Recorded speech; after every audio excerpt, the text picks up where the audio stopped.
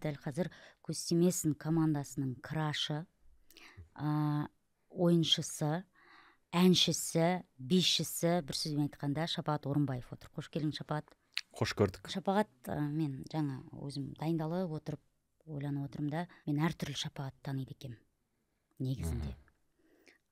Шамамен 2008-2009 жылдары бір сахнада ойнадық, Жасыбай толқындары деген ба, ойында бір жазда Жасыбайға барып.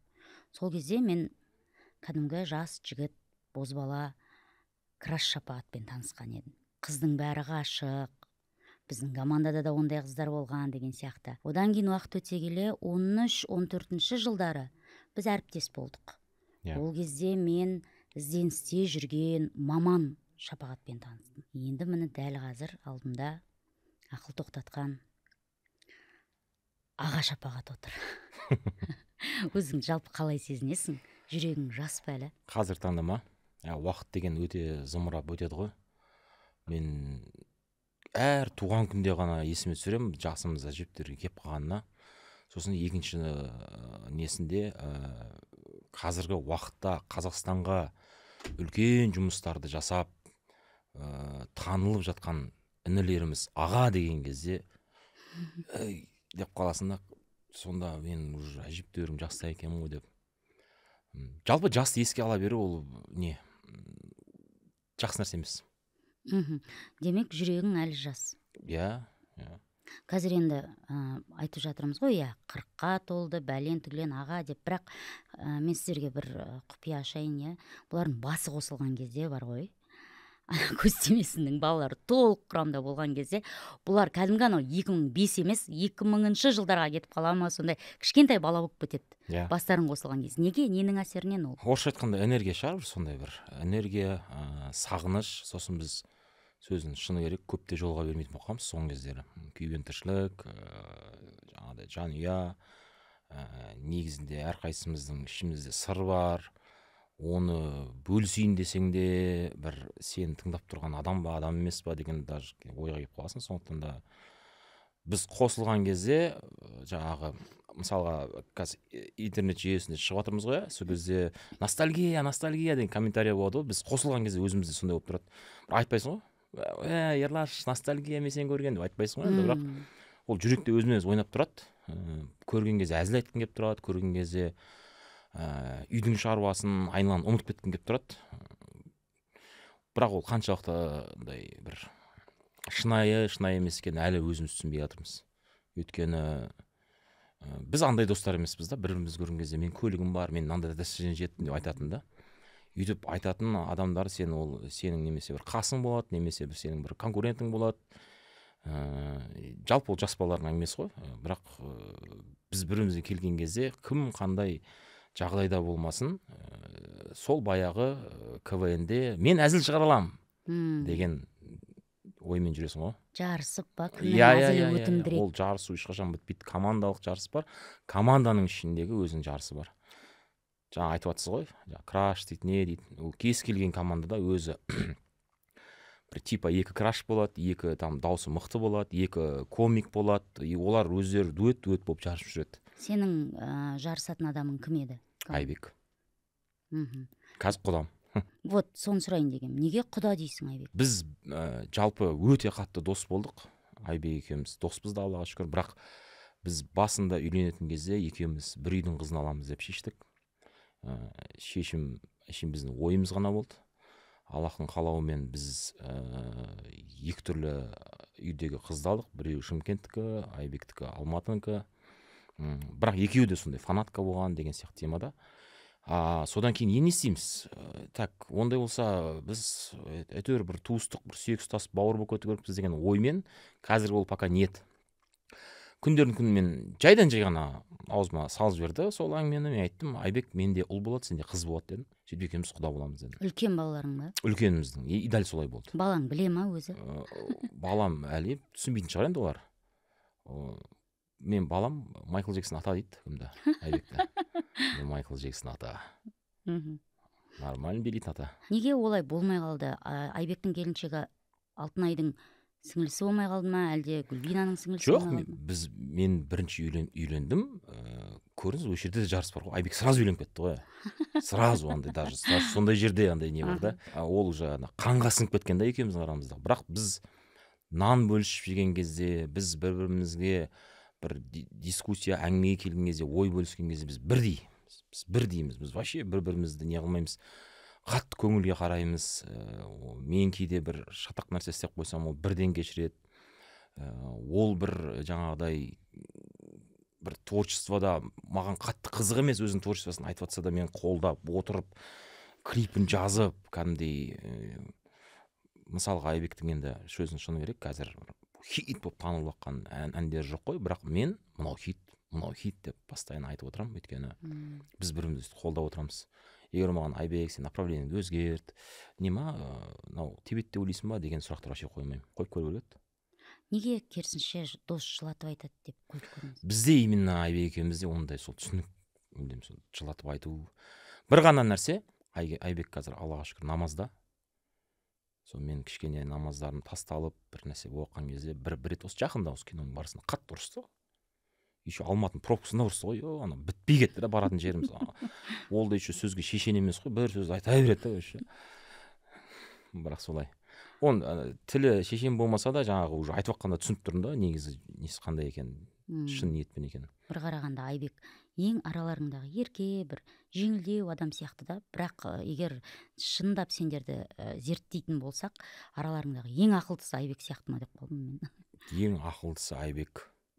Сосын көбісіміз ойлайтынбыз Айбекті финансово неграмотный деп. Ең финансово грамотный жігіт. Вообще кафеде ақша шығармайды. Түсінікті. Қалжың.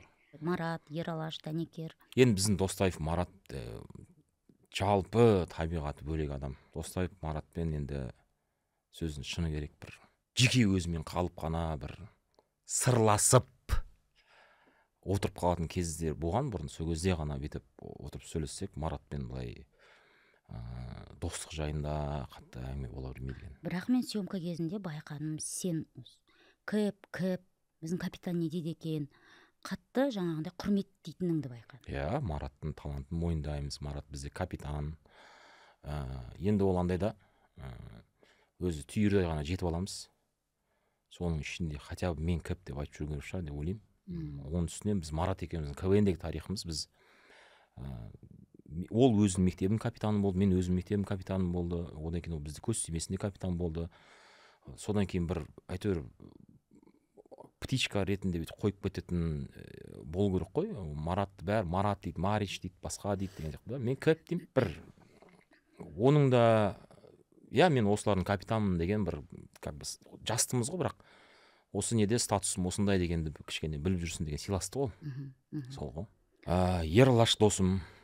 Ерлашта бәрібірде қанша жерден замандас құрдас болғанмен, менен бір жас кішкентай болғаннан кейін, мен Ерлаштың капитан командасы болғаннан кейін, мен Ерлашты бала кезде, қазір Ерлаш мені қолдап жүреді да. Өзі өмір алма кезде қой. Мен бала кезде қолдайтын. Вот финансово жағынан болсын. Қазір шүкір Ерлаштың бір кәсібіме байланысты өзінің финансовый жағдайы, ол неғам жасырып, менен қарағанда дұрыстау. Бірақ ол финансовый дұрыстау екен деп мен оған шықшын жөтен демеймін. Ол өзі солай. Наверное, андай автопилотына шығар, наверное, бір отдача. Кейде бүйтіп көзіне тіке қарасаң, ол түсінеді, брат, айтсай не болып жатыр деген сияқты, шешіп береміз ғой деген сияқты өзі кеп қалады. Бірақ ешқашан бірімізден сен жағдайың бар ғой деп ондай араласпағанбыз. Тем более Ерлашпен олай араласпағанбыз. Хотя Ерлашпен сөйтіп араласатындар бар, өкінішке орай. Біздің командада емес, бірақ сразу айтайын. Біздің ортада бар. КВН-нен тыс. Ондай адамдар раздражает негізінде. Айтасың ба сол кезде оған? Алданып қалма, анау сені алдайын деп тұр деген. Ой, жоқ, Ерлашқа ақыл айтатын, ол ақыл тыңдайтын адам емес ол. Түсінікті. Білмеймін, кешеден бері байқап жатырмын. Бір өкпе бар сияқты. Кімге именно? Ерлашқа. Ерлашта ма? Өзінде ма Ерлашта? Сенде оған. Мен Ерлашқа деген ба? Жоқ. Менде өкпе жоқ. Просто андай не болады ғой. Ол да адам ғой енді. Оның да бір маған лично келген кезде бір қисық жерлері болып қалады. Или сырттан бір неғанда қисық жерлері болады. Тура менің де оған ұнамайтын бір қасиет емес, ол бір тұстарым бар да. Ну, например, гулять ету. мен реально караоке барған жақсы көремін, мен реально тусовать еткен әлі жақсы көремін, мен реально мен де болдым сол иә караоке. Ерлашқа ондай нәрсе ұнамайды. Шумный жер, бір бәле табылып қалатын жерлер ғой негізінде, енді өкінішке орай ондай жерлер ұнамайды. Ерлаш постоянно намазың түгел ма, досым анау қойсай, досым білесай, и ол жаңағы раздражайттың вопросына сол жер ғана раздражает. Он любит ақыл айтуға, постоянно манипуляциясы өте не, ол раздражать етіп тұрады кішкене. Содан кейін ей қойшы деп сондай бір болады да. И то мен на публика ойнаған жеп көремін. Сіздер екеуміз жеке скрытый камерамен түсірсеңіздер, біз бірімізге қалай боқтасып бір ұрыс беретінімізді. А так, например, Ерлаш пен Мараттың құсайтын жері, олар не, аяусыз жұрттың көзінше айта салады. Мен андай жек көремін. Мысалға, ұлдар емес командасымен біз отырмыз, автоматически мен сендердің бөлмелеріңе кірдім ба, командамен мен қазір Маратты жек көріп или Ерлашқа бір бағана не айттың деп тұрған адам резко, ерекке кеп деп не аламын да, потому что сырт келбетіміздің ішкі шірігімізді көрсеткім келмейді да. Ол автоматически сондай болып қойған. Сондай тәрбие просто. Өзіміздің әке шешеміз үйге қонақ келген кезде өй деп қояды ғой. Шөке деп кәдімгідей. А так біліп тұрасың ғой, мамашка ішінен қазір ғана тулап тұрған. Сол сияқты соны көрген екен шығар, адамның тәрбиесі осылай болу керек, есту керек деген. Оны сонымен біреулер комментарий жазады, маска қылып не қыласың өмір сүріп. Жоқ, бұл жерде сен ата-анаңның ықпалын айта кету керек. Жазушы және журналисттің баласы болу негізі ол оңай нәрсе емес. Қандай іс жасамасаң да бірінші кезекте әкеме, анама аттарына кір келмесін деп ойлайтының бар шығар. Ондай ой менде енді бірінші курсқа дейін болған шығар. Одан кейін мүмкін мен жаңағы кәсібімнің, жұмысымның, жақсы көретін жұмысымның жолы мүмкін басқаша болғанда сөйтіп ойлайтын едім. Мені олардікіне ұқсайды ғой. Анам журналист және ақын, мен де сөз жазамын. Әкем жазушы, мен де сценарий жазамын. Анам негізінде артистизм жағы өте күшті, папам құлақтан жақсы тебеді. Бәрі бар менде. Мен құлақтан жақсы емес, біздің папа негізінде әкем менің оны құлақтан жақсы дұрыстап түсініңіздер, құрметті көрермен. Әкең жайында не айтып жатсыңдар жүрмеңіздер. Айтып отқан папам өте жақсы рассказчик. Енді жазушы ғой. Рассказчик айтқан кезде енді ұмытып қалым, кешірім сұраймын. Шерхан Мұртаза ол кісі туралы айтыпты, өз заманының находкасы деген сияқты бір сөз айтқан екен. Шерхан атамыз сөйтіп айтса керемет қой. Мен әкем Мұқағали Мақатаевтың шәкірті, анам Фариза Оңғарсованың шәкірті. Деген комбо. Мұқағали Мақатаевпен, енді ол білмеймін, рас па, өтірік па, сондай бір не бар. Семейный қауесет бар. Мұқағали Мақатаев пен Фариза Оңғарсованың арасында енді бір какой-то бір искра бар дейтін еді ғой, бұрын сондай бір аңыз бар ғой. Сол кезде біз қосылмасақ та біздің шәкірттер қосылу керек деп, сен өзің лучший мстителіңді алып кел, мен лучший геройыңды алып келем деп, солай танысып, содан сөйтіп дүниеге біздер келгенбіз. Жақсы, енді қазір бізде жалпы осы салада, барлығының айтатыны, ең алғашқы коммерциялық фильмдерді, сәтті фильмдерді Нұрлан Қоянбаев ағамыз бастады деп айтып жатады. Мен ерінбей әдейі қарап шықтым жылдарын. Ол кісінің алғашқы комедиясы 2016 жыл шықты. Бизнес по-казахски. Сен одан 7-8 жыл бұрын ба, даже 10 жыл бұрын ба?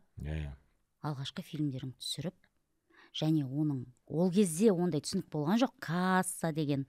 Бірақ шындығына келген кезде, фактімен айтайық, Аймалашы мені және 25 теңге өз-өзін 10 есе ақтаған фильмдер екен. Біреуінде актер болдың, біреуінде режиссер болдың. Қазір кішкене бір көңілге тимей ма, ол айтылмайтыны көп жерде жаңағы Нұрлан Қоянбаев деп айтып жатады, Баян жасады бірінші фильм деп айтып жатады. Сендердің аттарың сол қатарда болмағандығы кішкене өкпелетті. Көңілге тиетін, наоборот, көп айтылып кетті өз уақытысында. Көп возвышать етіп жіберді бізді. Мықты деп қаншама адам көрген жерде аяғын жерге тигізбей күтіп алу көп болды. Ол нәрсе көп болып, сол кезде ол еще жарияланып жатқанда, Нұрлан ағаларымыз сияқты, там бұлар самый первыйлар, там мысалға миллиондағы жігіттер сияқты Нұрлан ағам бастап кетті бізде осындай деген сияқты сұхбаттар айтылып жатса, сол кезде мүмкін мотивация болар еді. Ол кезде за кулисом айтылып жатты барлығы, и тем более қарапайым халықтан. Біз мысалға сырттай, сендер де сол журналистикада жүрдіңдер сол уақытта, біз білмейтінбіз сендер біз туралы не ойлайтынбыз. Мысалға мен бір күні бір атақты бір ортаға кеп қалған кезде, пәленбай жылдан кейін Шәке мощный едіңдер ғой дегенде, бәрі өтіп кеткеннен кейін анау кеш келген мотивация болды да, біз мощный болғанбыз ба енді. Біз қарапайым халықтан, жүріп жүрген балалардан суретке түскенімізге мәз болып сөйтіп жүрдік та, сөйтіп құлдырап кеттік. Ол негізінде соған қатты не қыламын, өкінемін. Біз өзімізді битіп кеткеніміз бекер болды. Тоқтамау керек еді, алдыға жылжи беру керек еді, ешкімге қарамау керек еді. Мен реально айтайын, мен 2009-да 25 теңге қарапайым халық арасында DVD-ден хит болған кезде мені бір үлкен продюсерлер сырттай мойындап жүрген шығар деп ойламайтын. Мен ойлаймын, біз халтурамыз деп. Ну и в целом қазір салыстырсаң халтура болды ғой қазір, мен салыстыратын болсам, бірақ ол уақытқа бюджеттерді салыстыруға болмайды. Иә, бюджет бөлек, андай нәрсе да, ютубтан бір күні біреу шығарып қойып 25 теңгені. Қазір жүр ғой отрывокпен. И біздің менталдың комментарий жазатын менталитеттің жаңағы әңгімесі, фу, осындай кино әлі түсіріліп жатыр ма не? Олар даже элементарно қай жылы салынған, и ана қандай камера екенін зерттемейді біздікілер. Ойлайды да, болды. Чивимания деген сияқты болып шығып кетіп отыр да, короче, бір жерде ше. И просто бүйтіп есеп жоқ та. Енді бұрынғы шыққан кино ғой, иә. Хорошо, кейінгі поколение, может, бұрынғы білмеген поколение қарап, что-то ескі кино, мынау что-то значит. Бізде менің атым Қожаны көрген кезде білеміз ғой, что ол бұрын түсірілген екен, көрініп тұр ғой. И онда есеп жоқ қазір жастарда. Прям тапить етіп тастайды сені, тапить етіп. Фу, осылар бір нәрсе, анау мынау. Бәрібір Нұрлан Қоянбаевқа жетпейді дейді. При чем тут это? Олмен қалай салыстырып жатсың сен вообще деген сияқты. Там бюджет, заман, қазіргі уақыт. Бірақ дегенмен өте орысша айтқанда приятный нәрселер, ол сіздер бірінші бастағансыздар деп айтады ғой. При этом әшейін ғана емес, киноны көріп жүрген, біліп жүрген, өнерге титтей болсын қатысы бар, үлкен қатысы бар адам сөйтіп айтқан кезде уже көңілің рахаттанып қалады.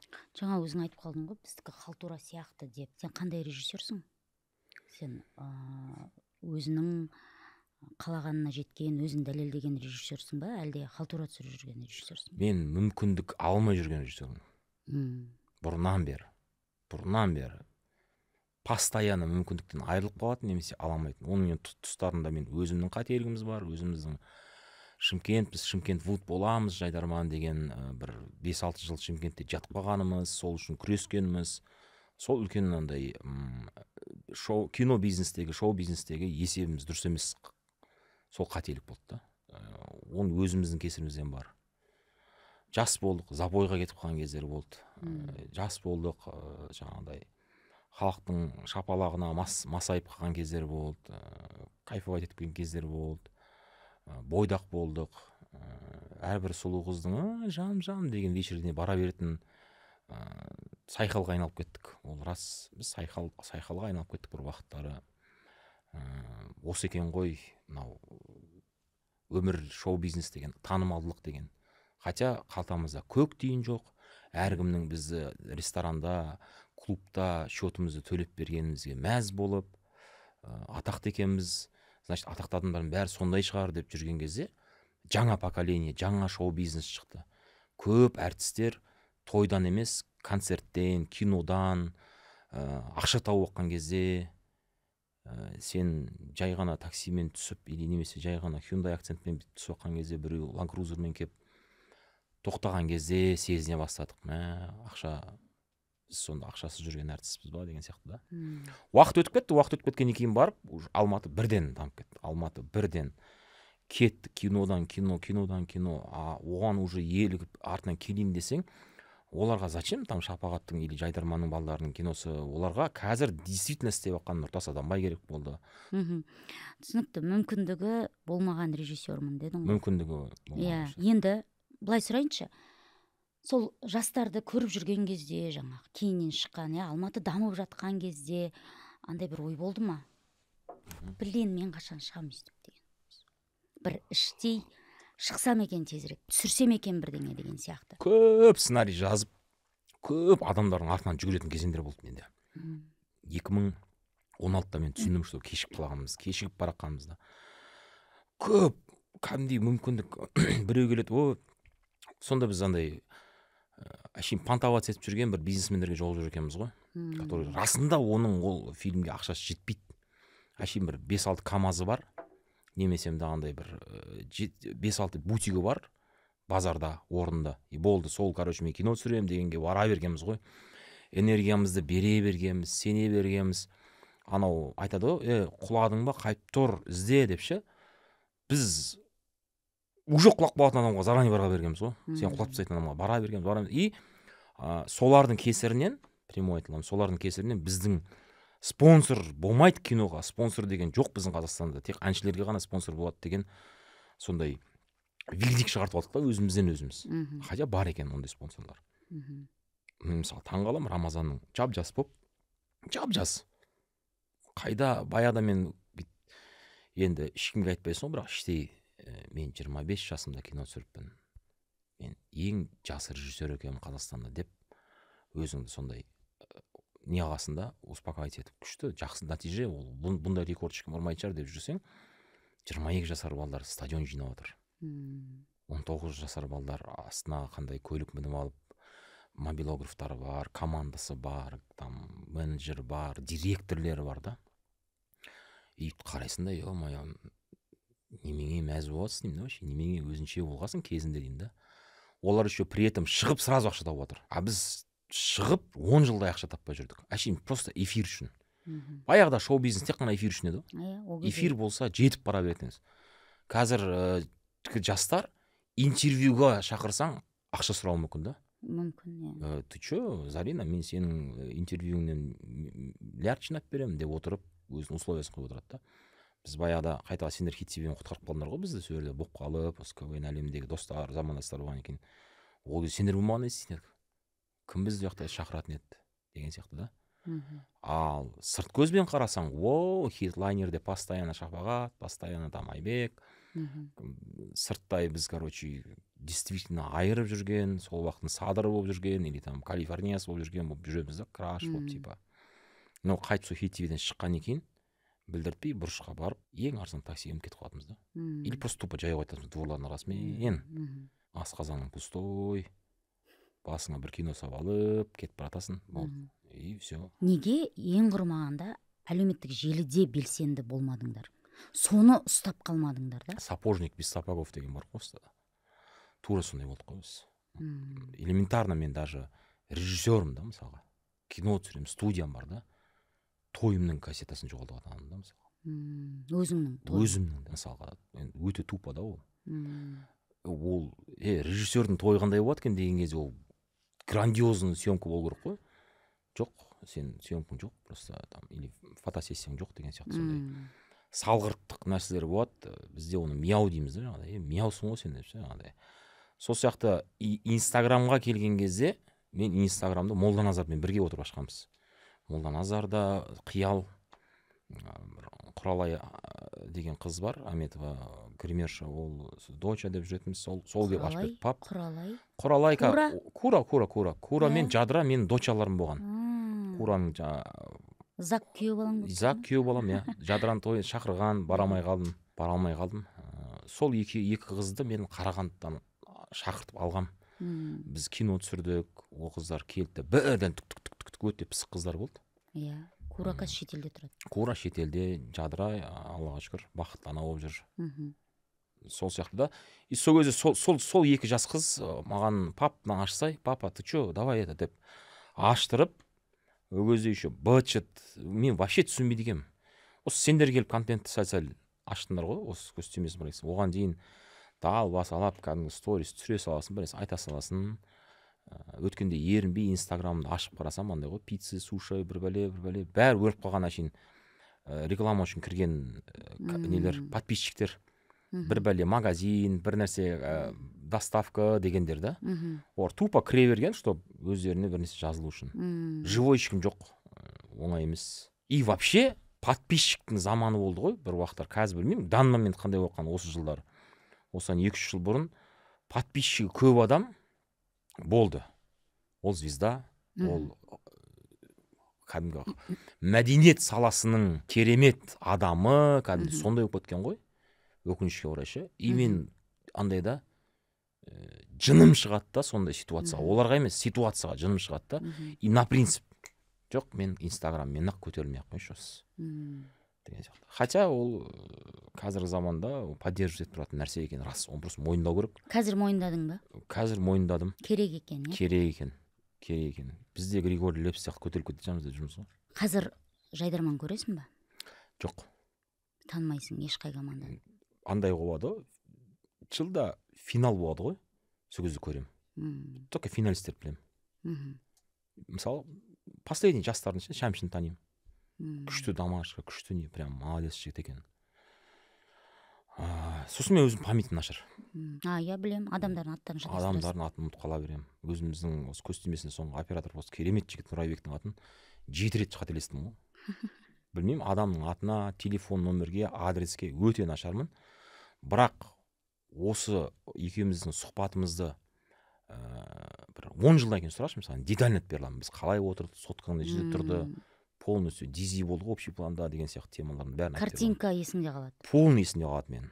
Енді режиссердің мозгы шығар бір сондай. Білмеймін, мен просто может сондай шығар, просто адам сондай ма. И сосын көрген киноларымды, болған оқиғалар мен детально есімде болады, қалай айтылды деген сияқты да. Элементарный нәрселер есімде болмайды.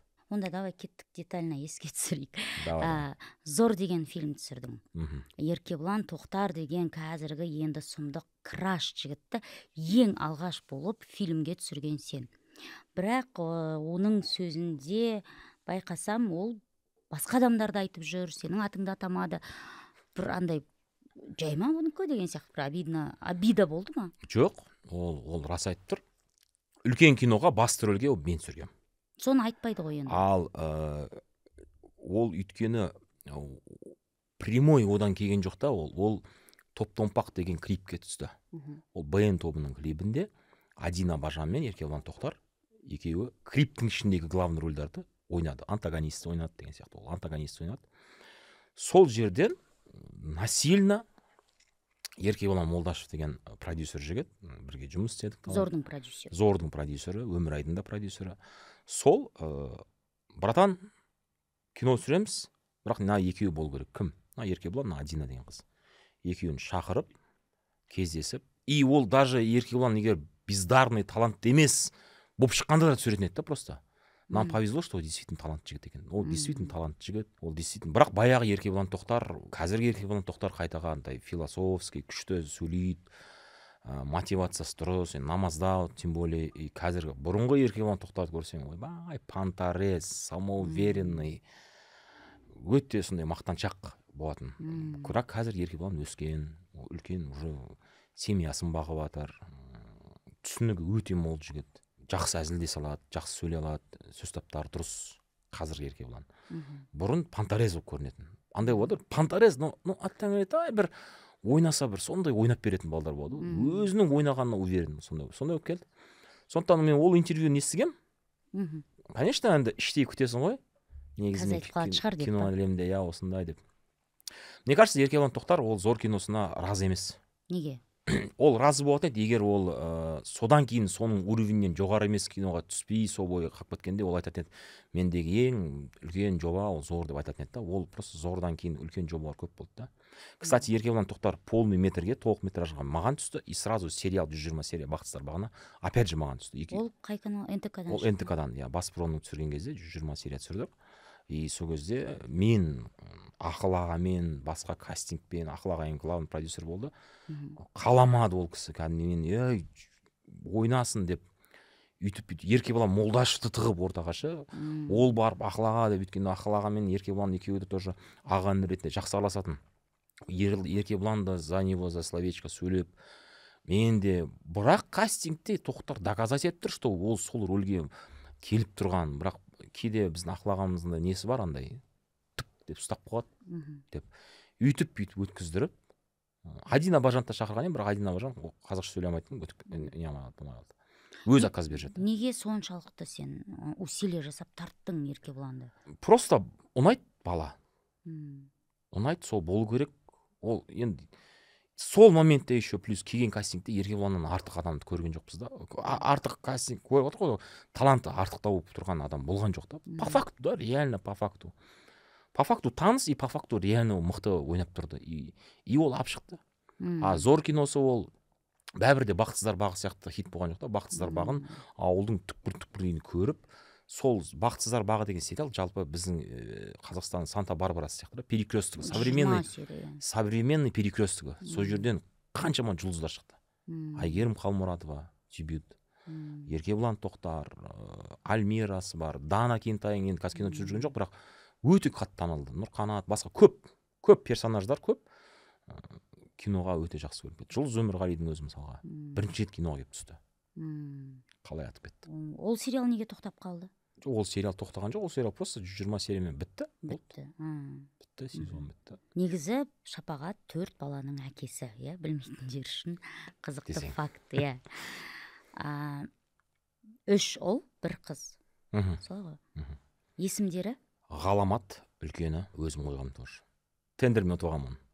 Үйде анда көп ат болды. Ғаламатты сол уақытта ана өлең хит болған Шапағат ғаламат деген сол ғаламат деп қойылды. Просто ғаламат Шапағат ол күннің нұры болатын болса, ғаламат ол галактика да. Галактика, ғаламат. И ол менен выше болсыншы деп ғаламат деп қойдым. Сосын балам, екінші балам Парасат. Парасатты болсын деп Парасат қойылды. Оның атын кім қойды? Оның атын өзім қойдым. Тоже Парасат деп. Сосын менде үшіншісі, менің әкем 1985 жылы мен туылған кезде Шапағат пен Мейірім деген ертегі жазған, комикс типа. Мен туылған кезде, так как бы в честь меня деген сияқты, қуанып жазған соны. Шапағат деген ол бір батыр, Мейірім деген оның қарындасы. Екеуі де батыр, короче. И мен тұрамын, так батяға, әкеме бір не беру керек қой, отдача беру керек қой. Көз тіріс кезінде сіз сондай кітап шығарсаңыз, онда сіздің немереңіздің атын сол кітаптың артындағы героинияны қоям. Шапағаты бар өмірде, енді Мейірім болады қасында деген сияқты. Мейірім деп қойдым. И в целом Мейірім жақсы. 4-ші ұлымның атын Кеңесар деп қойдым. Ұқсамай қапты. Вообще басқа. Өзің қойдың ба? Маған Кеңесар ханның несі ұнайды, жалпы тарихы, ол кісінің тек қана батыр емес, ол кісі өте сондай политик болған. Ол кісі разбойник болған ғой, енді былайша айтқанда қашып жүріп, соғысып, қазақпен де, мынаяқпен де соғысып жүріп, сатқындыққа ілініп қалды ғой енді соңында, сол сияқты да. Сосын оның үстінен бізде 25 теңге жазылып жатыр, ол жерде де Кеңесары ханға мен сценариімде намегі бар, соған да байланысты деген сияқты. Бірақ сценариймен баланың атын байланыстырып, жалпы Кеңесары ұнайды маған. Соңғы баламды Кеңесары деп қойдым. Соңғы демей ақ қойдым. Бәрінің атын өзің қояды екенсіз? Бәрінің атын өзім қойдым, Жоқ, оны білесіздер ме, сұраласыздар ғой ертең. Ер адам әкесі өзі қоймаса сұралады екен ертең. Оны өйтіп сұралады екенмін деп қойған жоқпын. Мен просто қойып кете бердім. Үйдегілер андай жазушылар одағы мүшесі екеуі де атқа деген кезде олар білмеймін, соған кезде бір слабенто ұстап қалады. Болды деп көнеді, не қылады, әйтеуір өздеріне ұнап қалады. Или мен четкий синопсис апарып беріп отырмын әйтеуір. Жоқ, енді андай ғой. Баласына сенеді и сенің таңдауыңды құрметтейді деген әңгіме ғой бұл жерде. Мүмкін барсаңдар грантқа түсіп кетер ме едіңдер деген сияқты. Грантқа түспесек те біз оны оқитын едік барып, ақша төлесек те оқитын едік. Енді басқа білмеймін, біздің балаларда менің әке-шешемнің ол уақытта әйтеуір үйтіп бүйтіп тауып беретін еді, жағдай жететін еді. Бізде енді Ерланның жағдайы ондай болған жоқ.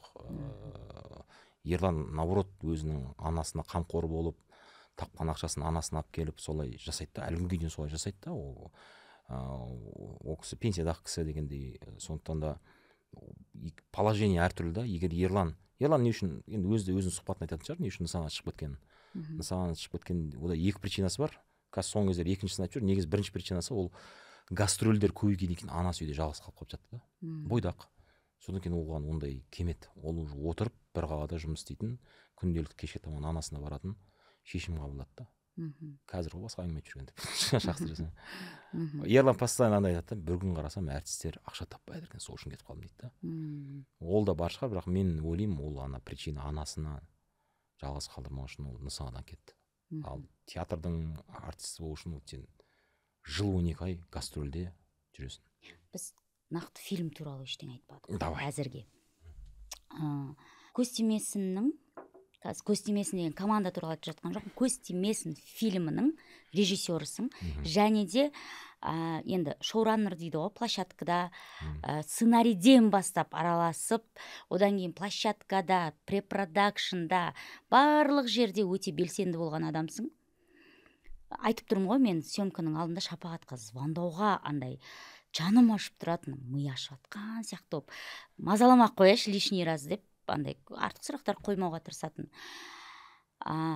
Режиссер сен боласың деген шешімді қалай қабылдадыңдар? Біріншіден білесің өзің, халық білмейді ғой, көріп жатқан көрермен білмейді. Режиссер мен емес едім. Мен мойындаймын, режиссер болғым келді осы фильмге.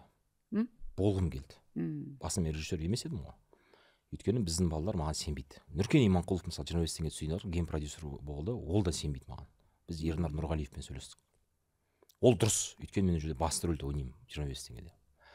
Бұл жерде біз қандай да сценарий жазылса да, Шапағаттың рөлі қандай аз көп болса да, біз просто басқа режиссерді жалдаймыз деген шешім болды. Өйткені балалар бетіме айтты, ой, Шапағат, сен қазір жезқазғанда бір социалкалар түсіріп жүрсің, ой, Шапағат, сен уже дәуірің өтті, или там сен давай там типа кәсіби, типа практикада постоянно жүрген адамдарға берейік деп балалар сенімсіздік танытты, жүрекке жаман ауыр тиді.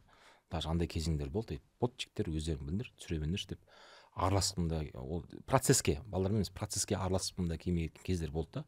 Бірақ ол какой-то 3-ақ минуттық ойға батасың, бүйтіп машина кетіп қалады. И андай, ертең мен араласпасам, сендер көресіңдер сол кезде кімнің қай жерде қандай пайдасы тиетін деген сияқты шешімге келесің да. Мен тем более Скорпионмын, соны істесем болатын еді да. Бірақ оны істегеннен қандай не пайда? Бекерге Ерланның ақшасы кететін еді.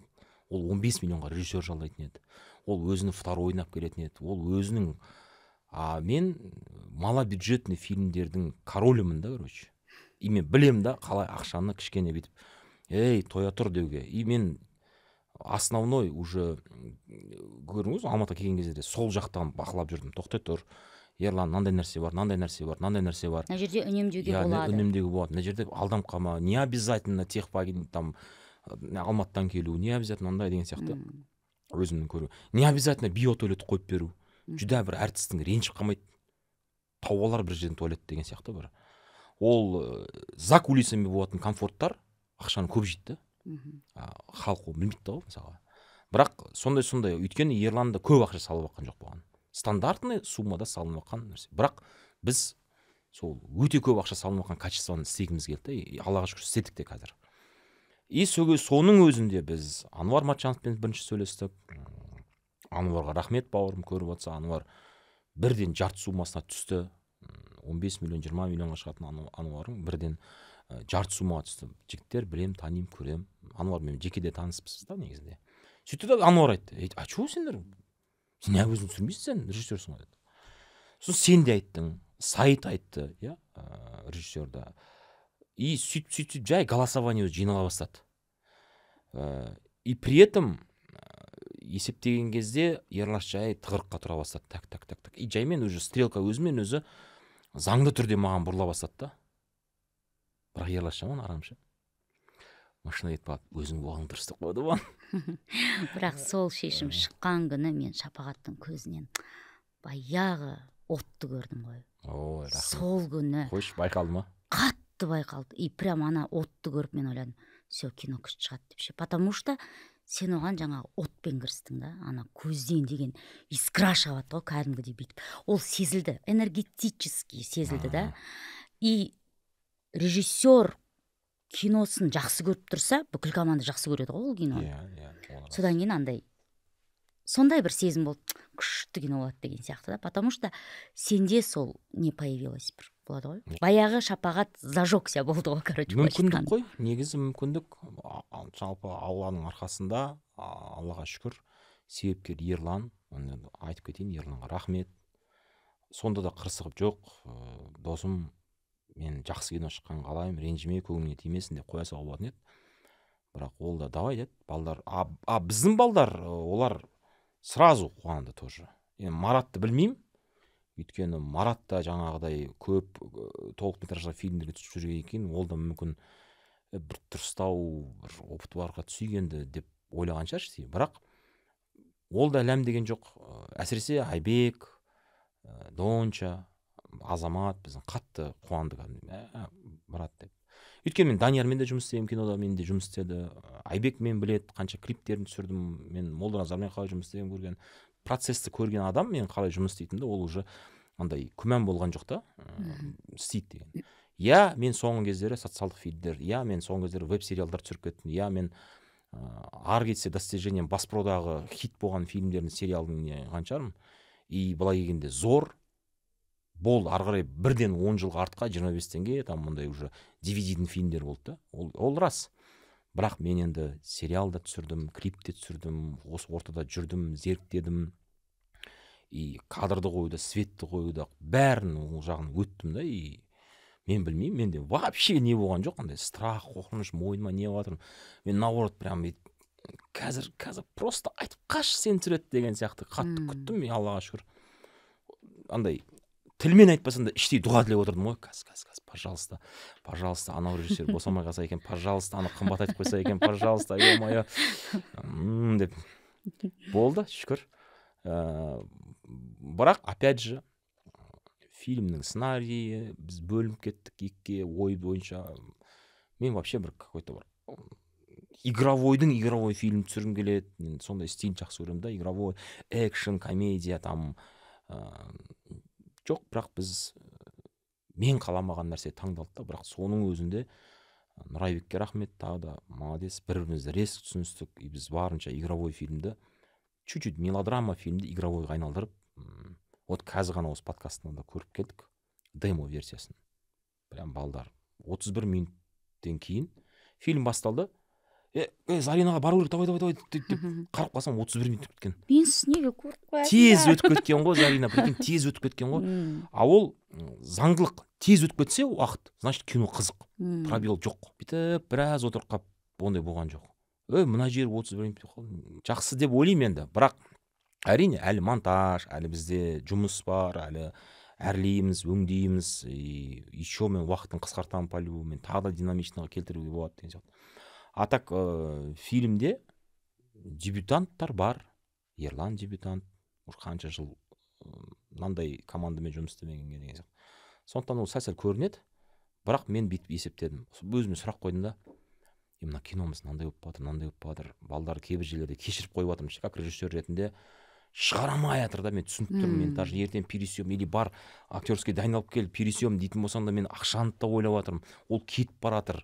Ал сенің келген командаң, ол команда ол бүгін түсіреді, ертең басқа командалар түсіреді. Ол ешкім сенің ақшаңды немесе сенің досың, продюсердің ақшасын аямайды олар. Ол өз жұмыстарын профессионально істеп кетеді. Егер переработка переработка, пересъем, без проблем, төле, я делаю. Ол мына жақта шырылдап жатыр бір адам, кәдімгідей шырылдап жатыр да, Ерлаш кәдімгідей қатты қиналды. Ол кәдімгідей оның өзінің сұхбатында өзі айтып берер, прям есімдерімен айтып бермесе де, оны көп адам лақтырып кетті. Зато бір қайырлысы, ол кім дос, кім дос емес, әшейін бос екен түсінді да, өмірінде, өзінің өмірінде. Сол сәттердің бәрін мен біліп тұрмын ғой енді. Жығылатын жер, иілетін жер болды, болмады емес. Бір қатты иіліп кетсең, качество кетіп қалайын деп тұр. Қатты жаңағыдай принципиально, бұл менің режиссерлық дүнием, мен миымды қатырма, Ерлаш. Істейміз осылай дейтін болсаң, провал болып кетуі мүмкін да. Вот Құдай қаласа, Ерлаш егер тағы да осы жақсы сумма шығарып, тағы бір кино шығатын сумма шығатын болса, ол кезде уже смело. Ерлан, мозги не мозги, все. Мына жерде мынандай қателік жібермеу керек. Керек па актер, шақыр. Пересъем. Ойнатамай айтсын ба? Давай, секін түсірмейміз, бір апта дайындап қойшы бар. Стоп деп қойғатын уже өзі айтыласың оған. Ал қазір жоқ. Енді солай келе бағана қатты уайымдап, сол уақыттары сөзім не аламай қалдым. Сол уақыттары андай болды да. Чапа, зачем сен уайымдап жатсың? Өзімен өзім бір не келді, құлаққа бір мысыл келді. Біз ностальгия, өйткені қақтан келді. Ютубтан көріп отырмын да, майқап, бір бәле шайқап, Азаматтың ямама, адамдар қырылып күліп жатыр. Мен не қылып паритет жатырмын? Адамдар осы баяғы ностальгия үшін келіп жатқан жоқ па? сол ойынды көру үшін келіп отыр ғой деген андай бір утешение пайда болды да. Осы Ерлаштың кривлениясы, Айбектің Джим Керри, сол үшін келіп жатыр адамдар. Нафиг сен Ерлаштан Еркебұлан Дайыр істеп жатсың. Нафиг сен Айбектен Дәурен Сәрғазин істеп жатсың. Нафиг. Осы ғой міне, осы түр. Осы быт ойнас. Сол үшін ғой адамдар ғашық болды деп. Ну, конечно, оның екінші жағы бар. Қазіргі біз танымайтын зрительдер деп қалуы мүмкін, демеу де мүмкін. Оны бір Алла біледі. И сол утешение кейін мен қазір успокоился, нормально. Мен просто по темпу жұмыс істеу керек болып жатыр. Чисто кадровый, монтажный, композиция, бояу, колор деген нәрселермен жұмыс істеп салу керек болды. Басқа ештеңе емес. Жалпы қазір демо версиясы ұнап тұр. Бірақ басында ұнамаған сияқты болып тұр ғой саған. Общий. Андай болады ғой, колебания болады ғой, түсіріп келе жатасың күшті. Үйге айтып барып ойланып баратасың. Мен не істедім бүгін? Вообще, мынау сахнаның ойнатуы, ананың ойыны, мына жердегі мен Нұрабек екеуміздің ойлағанымыз вообще ауысып кеткен жоқпыз ба, біз стилистикада кетіп қалған жоқпыз ба деген есептер болады. Моя сонша уақыттан кейін мүмкіндік берген кезде мен ертең на уровне Аймалашы мен болып тұрса қалай болады деген сияқты. Біз қартайып қалғанымызды, заманнан қалып кеткеніміз болып көрініп қалсақ не болады деп қатты бір кішігірім инсультный депрессия келеді, қайтып кетеді. Оны ойлайын деп баратсаң, азан болып қалады, съемкаға отырып кетесің. Сөйтіп өтті ғой. Кейін жаңағыдай бір моментінде дедім, жаңағыдай ой келді, успокойся, расслабься, жұмыс істе. Ең бірінші кездесуде осы фильм туралы кездесейік деп хабарластыңдар ғой. Содан кез келген кезде есімде Шапағаттың сөзі: бізге қателесуге болмайды. Біз уже жас балалар емеспіз, біз уже 40-тамыз. Бізде бұл первый опыт, посмотрим деген әңгіме емес. Бізге қателеспейтін дүние жасау керек деген сөзің есімде қалыпты. Сондай болсын, бұйыртса, бұл барлық көрерменге ұнайтын фильм болсын деп тілеймін. Енді қорытындылап саған бір соңғы сұрақты қояйын. Мүмкін сен бұл сұраққа жауап бергенде шығарсың, бірақ тағы да бір ойланып айтсаң, жалпы осы өмірде өкінетін, сені өкіндірген қателіктерің бар ма? Қателігің біреуі? Бар. Керек емес употреблять ететін нәрселердің дәмін көріп қойған үшін. Ондай болды. Ондай жаман нәрселер болып қалды. Қазірше? Жоқ, құдай сақтасын. Ата-анаң біле ме? Ата-анам бір-екі рет көрген, ащы сумен тойлап қойып кеп қалған кезде ұрысқан. Ол кісілер жайдан жай қарап қалмайды, ұрысады, дұрыс емес деген айтқан. Ал бағанағы дыноны жоқ, білмейді. Көреді ғой. Сол кезде қасыңда кім болды? Мен андай нәрсенен ұялам да, ол кісілерден емес. Балам, сен неғып соны жария айтып отырсың дегеннен ұялам да. Оны айту мүмкін да енді, кешірім сұраймын ата-анамнан. Сен неге үйтіп сонша соны жасырасың болмай ма деген сияқты да. Бірақ енді ол кім біледі, бір күні бір сурет шығар, жаңағы жерде отырған кезде сыртынан түсіріп алған біреу. Енді діни тұрғысынан қарағанда күнәларымыз жасыру керекпіз, айтпау керекпіз, жарияламау керекпіз деген сияқты ғой. Бірақ бұл енді сұхбат болып жатыр. Бұл контент үшін емес. Просто шынайы сұхбат, сені берекші деген екен айтып жатырмын. И бір жағынан призыв не только жастарға, енді көтеріліп келе жатқан 40 жасар өнерпаздар бар. Кезінде ешқандай қалтасында ақша жоқ. Ары кетсе бір көңілді отырыстарда ғана бір сондай бір керек емес заттарды, керек емес сусындарды ішкендер бар шығар. Бірақ естеріңізде болсын деймін.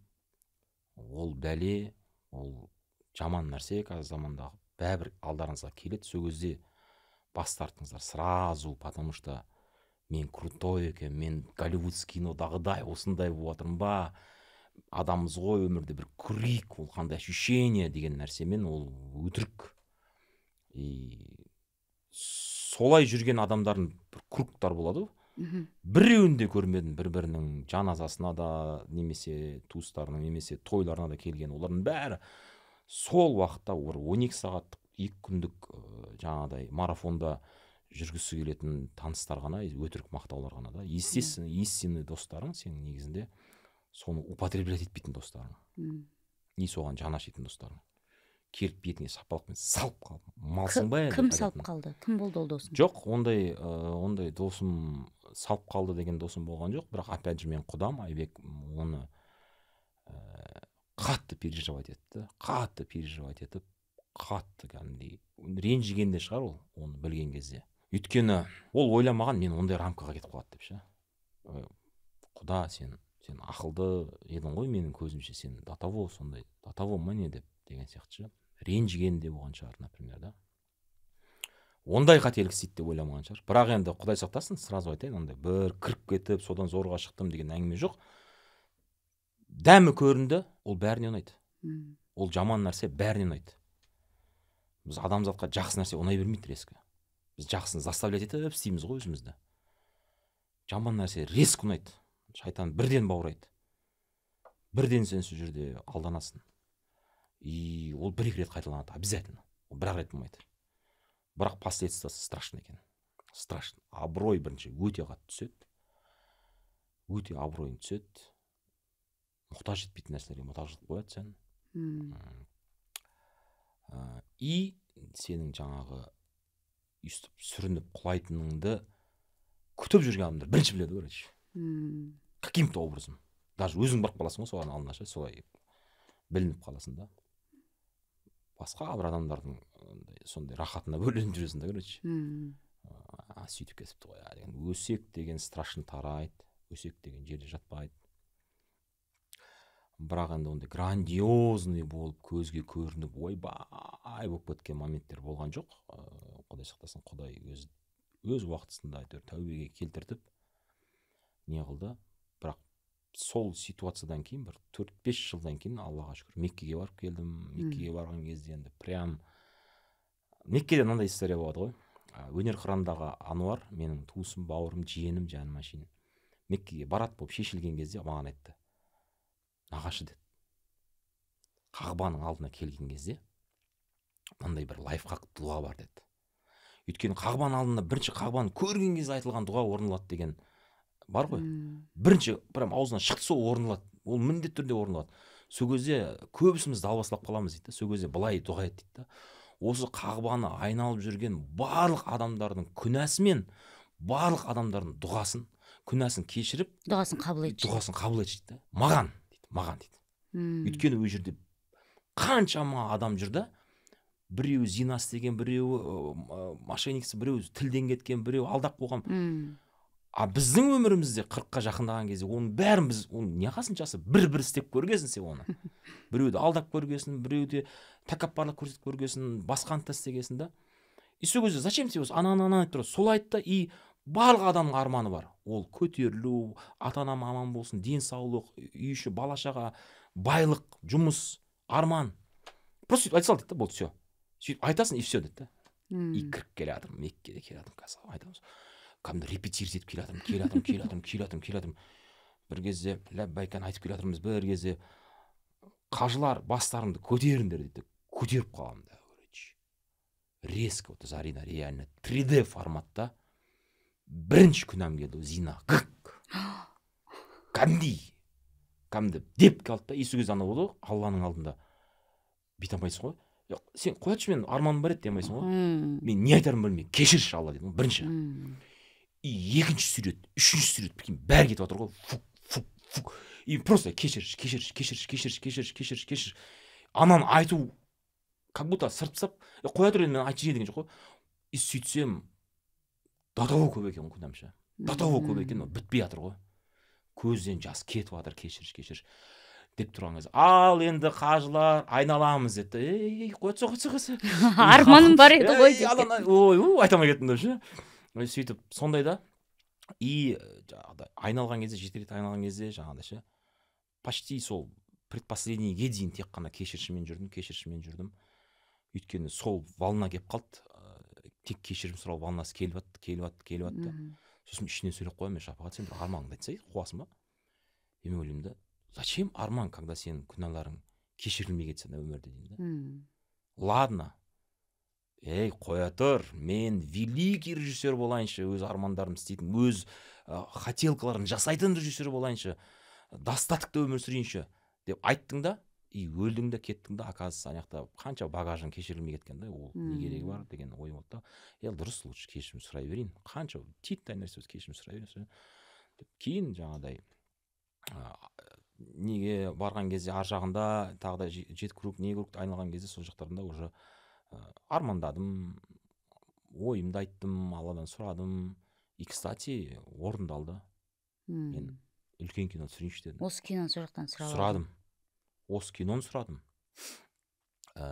Жағдайымның дұрысталғанын сұрадым. Бекер салмақ қосайын деп ше. Соны айтып жібердім.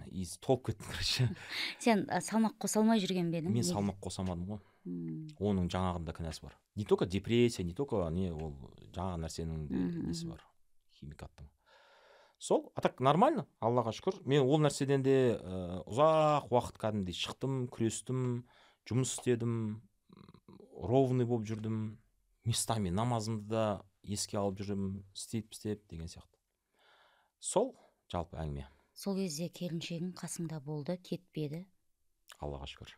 Ол менің ең ауыр нәрселерімді кешірді ғой. Ешкімге жария еткен де жоқ. Өз ата-анасына айтқан жоқ, подружкасына да айтқан жоқ. Өйткені сезесің ғой, сен мысалы мен келіншегім подружкасы болсаң, мен бүгін бір өте именно қыз баласына келетін ауыр нәрсені істеп қоясың ғой, предательстволарын бір түрін. Сол кезде сен ол жылап барып саған айтса или телефоннан айтса, мен бүгін сенің үйге қонақ келіп қалсаң, сен по-любому шығарып тұрасың ғой. Ишак, сен осында үс басыңа қарап ше, какой ты маска деп ше. И мен оның подругаларын көрген кезде, ата-анасын көрген кезде, ешкімнен, балдызымды көрген кезде, онда ешкімнен ондай көзқарас байқамайсың да. Біз режиссерлар, психологпыз ғой. Бәрі ашық, прям күшті, екеуің күшті парасында деген тфай көз тимесін, сондай бір жақсы нәрселер болады да. И значит, ол қызым менің, значит, мені өсектемеген, айтпаған жалт еткен. Қызым деп айтады әйелін. Қызым деп айтам. Өмір бақи 90-ға дейін қыз болып жүрші. Сол сәтте жаңа Айбек уайымдады, келіншегім қасымда болды, білсе де бәрін кешірді деп жатырсың ғой. Дәл қазір айта аласың ба? Рахмет. Көзіме Ардақназар есі кетті. Туған күніңмен десең. Қызым, алтыным, жаным, сол рахмет саған, шыдамдылығыңа. Бізде әлі көп сынақ болады. Не зарекайся дейді ғой, сондықтан да көп сынақтарды әлде де сен олардан бірге өтеміз. Менен кеткен қателіктер болса кешір, сенен кеткен қателіктерді кешірмеймін. Өйткені сенде қателік жоқ. Мен енді жылайын деп жатқам, сен күлдіртші. Көрдің ғой, мен жылауықпын. Жаным үшін, жамансыз. Болды, рахмет көп-көп әңгімеңе. Шынайы шапағат осындай, барынша шынайы болды. Мен оны кепілдік бере алам. Көз тимесін фильмі 22 қаңтардан бастап еліміздің барлық кинотеатрларында жарық көреді. Жаңа Шапағат өзі айтып кетті ғой, баяғы сіздер жақсы көретін Көз тимесінің балалары болады. Ол жерде дәл солай ойнайды, дәл сол ойындарын, әрекеттерін, қылықтарын көрсетеді. Киноға келіңіздер, көрейік бірге.